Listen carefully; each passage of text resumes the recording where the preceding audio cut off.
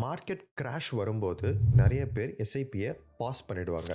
ஆனால் எமோஷ்னலாக எஸ்ஐபியை பாஸ் பண்ணாமல் இந்த வீடியோவில் டிஸ்கஸ் பண்ண போகிற ஒரு சிம்பிள் கிராஷ் ரூலை ஃபாலோ பண்ணுங்கள். கிராஷை நம்ம அட்வான்டேஜ்க்கு யூஸ் பண்ணலாம். ப்ராப்பராக ஃபாலோ பண்ணால் லாஸ்ட் 10 இயர்ஸில் 2.66 லேக்ஸ் நெட் பெனிஃபிட் கிடச்சிருக்கு. இது மார்க்கெட்டை டைம் பண்ணுறதில்ல, நமக்கு ஏற்ற மாதிரி கிராஷ் ரூல் செட் பண்ணி அதை ஃபாலோ பண்ணுறது. இந்த எக்ஸாம்பிளுக்கு நிஃப்டி 50யோட Jan 2016 to December 2025 monthly values use பண்ணியிருக்கேன். டேட்டா லிங்க் டிஸ்கிரிப்ஷனில் கொடுத்துருக்கேன், நீங்களே வெரிஃபை பண்ணலாம். 2 ஸ்ட்ராட்டஜியை கம்பேர் பண்ண போகிறோம். ஸ்ட்ராட்டஜி 1 நார்மல் எஸ்ஐபி, மாதம் 10,000.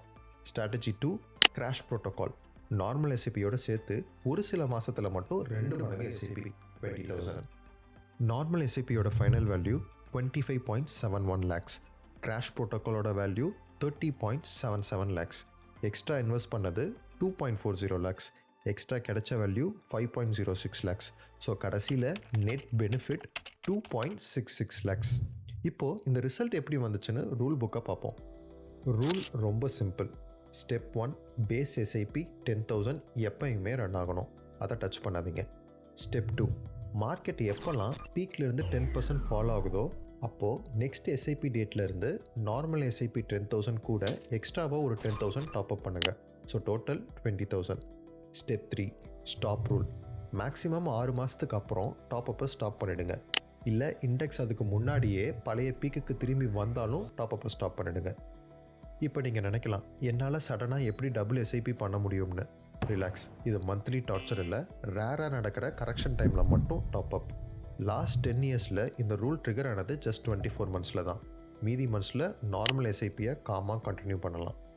சரி, சடனாக 10,000 எக்ஸ்ட்ரா எங்கே இருந்து வரும்? எஸ்ஐபி ஸ்டார்ட் பண்ணும்போதே கிராஷ் ஃபண்டுன்னு ஒரு செப்பரேட் பக்கெட் க்ரியேட் பண்ணுங்கள்.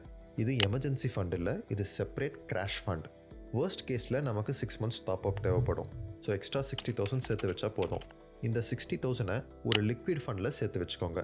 கிராஷ் டைமில் ரொட்டீன் பட்ஜெட்டை டிஸ்டர்ப் பண்ணாமல் இந்த கிராஷ் ஃபண்டில் இருந்து வித்ட்ரா பண்ணி டாப்அப் பண்ணுங்கள். டாப்அப் சைக்கிள் முடிஞ்சதும் திரும்ப கிராஷ் ஃபண்டை ரீஃபில் பண்ணிக்கோங்க. முக்கியமான விஷயம், எமர்ஜென்சி ஃபண்ட் செப்பரேட், அதே மாதிரி கடன் வாங்கி டாப்அப் பண்ணாதீங்க. இந்த ஸ்ட்ராட்டஜி ஏன் ஒர்க் ஆகுது?